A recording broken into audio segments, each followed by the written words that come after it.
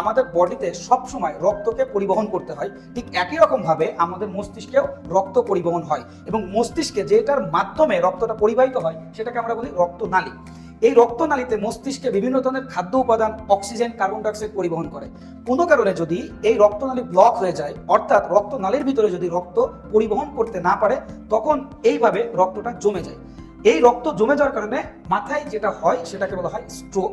এবং এই স্ট্রোকের পিছনে দুইটি কারণ দায়ী থাকে। একটা হচ্ছে দেখেন, এই জায়গাটায় কিন্তু চর্বি জমে যে রক্তটা কিন্তু পরিবহনে বাধাগ্রস্ত হয়েছে, যার কারণে রক্ত এই জায়গা থেকে কিন্তু ফ্লো করতে পারতেছে না, অর্থাৎ এইখান থেকে পরবর্তী অংশে যেতে পারতেছে না। এই ক্ষেত্রে দায়ী কিন্তু চর্বি, এবং এটা কিন্তু রক্তনালীর ভিতরে হয়েছে। অনেক ক্ষেত্রে দেখা যায় যে রক্তনালী ফেটে যায়।